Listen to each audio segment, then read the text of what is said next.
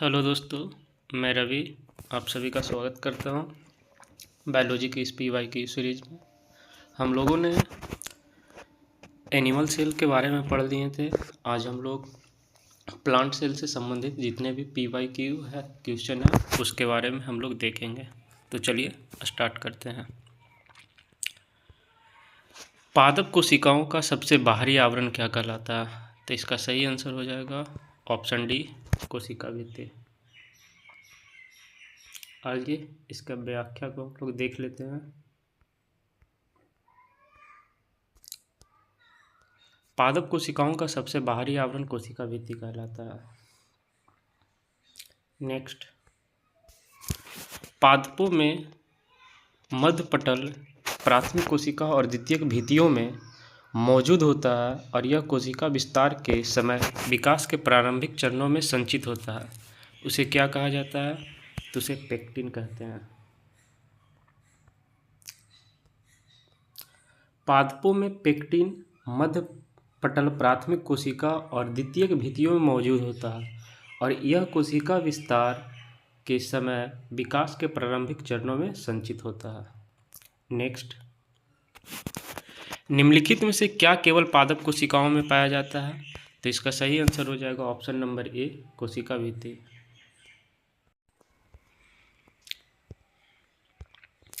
कोशिका भित्ति केवल पादप कोशिकाओं में पाया जाता है।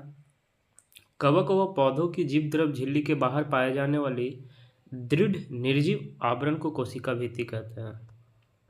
नेक्स्ट, किस प्रकार की अगुणित एक कोशिकाएं यूकेरियोट कोशिकाओं का व्यास 10 माइक्रोमीटर है और उनका लगभग आधा आयतन कप के आकार के क्लोरोप्लास्ट द्वारा घिरा होता है, उसे क्या कहते हैं? तो इसका सही ऑप्शन हो जाएगा option number C, Chlamydomonas. Option C, Chlamydomonas. आइए इसके व्याख्या को देख लेते हैं। क्लैमाइडोमोनास प्रकार की अगुणित एक कोशिकीय यूकेरियोट कोशिकाओं का व्यास 10 माइक्रोमीटर होता है और उनका लगभग आधा आयतन कप के आकार क्लोरोप्लास्ट द्वारा घिरा होता है। नेक्स्ट, निम्नलिखित में से कौन सा एक जटिल पदार्थ है जो पौधों को संरचनात्मक शक्ति प्रदान करता है? तो option A is correct, cellulose. Cellulose एक जटिल कार्बनिक यौगिक है जिसका रासायनिक सूत्र C6H10O5N है। यह एक बहुशर्करा पॉलीसैकेराइड है जिसमें अणु लगातार जुड़कर हजारों अणुओं वाला पॉलीमर बनाते हैं। पौधों की कोशिका भित्ति सेलुलोज की बनी होती है जिसके कारण इसे सेलुलोज को पौधों की संरचनात्मक शक्ति प्रदाता भी कहा जाता है। नेक्स्ट, प्याज में लाल रंग निम्न में से किस वर्णक के कारण होता है? तो इसका सही आंसर हो जाएगा ऑप्शन नंबर ए, एंथोसायनिन। प्याज में लाल रंग एंथोसायनिन के कारण होता है, जबकि प्याज में पीला रंग क्यूरेसिटिन के कारण होता है। वही प्याज का तीखापन एल्लाइल प्रोपाइल सल्फाइड के कारण होता है। इसी तरह पपीता में पीला रंग कैरिकजेंथिन से, गाजर का पीला रंग कैरोटीन से और हल्दी का पीला रंग कुरकुमिन से होता है। प्याज एक वनस्पति है जिसका कंद सब्जी के रूप में प्रयोग किया जाता है। महाराष्ट्र में प्याज की खेती सबसे ज़्यादा होती है। नेक्स्ट, कैरोटीनॉइड एक्यूमुलेटिंग प्लास्टिड है जो अनेक फूलों और फलों के साथ साथ कुछ कंदों और जड़ों को रंग प्रदान करता है। तो इसका सही आंसर हो जाएगा ऑप्शन नंबर डी, क्रोमोप्लास्ट। पादप कोशिकाओं में 3 प्रकार के प्लास्टिड पाया जाता है, क्लोरोप्लास्ट, क्रोमोप्लास्ट, ल्यूकोप्लास्ट। क्रोमोप्लास्ट इसमें कैरोटीन और जैंथोफिल होते हैं जो अनेक फूलों और फलों के साथ साथ कुछ कंदों और जड़ों को विशिष्ट रंग प्रदान करते हैं तथा परागण और बीजों के फैलाव में मदद करते हैं। नेक्स्ट, पौधों की कोशिका भित्ति किससे बनी होती है? तो इसका सही आंसर हो जाएगा ऑप्शन सी, सेलुलोज।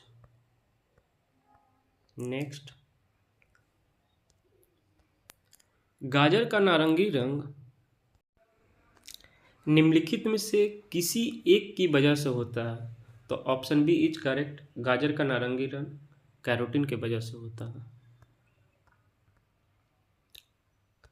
गाजर एक सब्जी है या मूसला जड़ है जो शंकु आकार का होता है। गाजर का नारंगी रंग कैरोटीन के कारण होता है। गाजर के रस में vitamin A, B, C, D, E, G और के मिलते हैं। यह पीलिया की प्राकृतिक औषधि है। उसका सेवन ल्यूकेमिया, ब्लड कैंसर और पेट के कैंसर में लाभदायक है। गाजर में बीटा कैरोटीन नामक औषधीय तत्व है जो कैंसर पर नियंत्रण करने में उपयोगी होता है। साथ ही साथ इसके सेवन से इम्यूनिटी सिस्टम तो मजबूत होता है, साथ ही आंखों की रोशनी भी बढ़ती है। नेक्स्ट, गैर हरित वनस्पति में निम्नलिखित में से किसकी कमी होती है? तो इसका सही आंसर हो जाएगा ऑप्शन ए, क्लोरोफिल।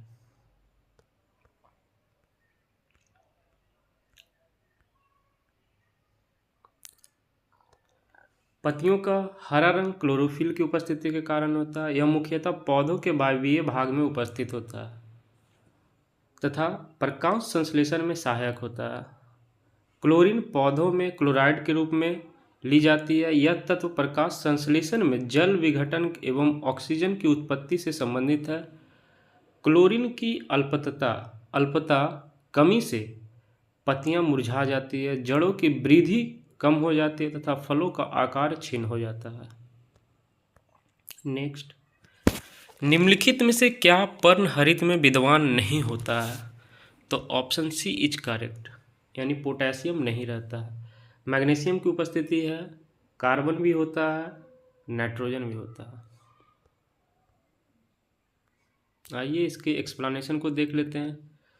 पर्णहरिम क्लोरोफिल एक प्रोटीन युक्त जटिल रासायनिक यौगिक है। यह पर्णहरिम के कारण ही पत्ते हरे रंग के दिखाई पड़ते हैं। यह प्रकाश संश्लेषण का मुख्य वर्णक है।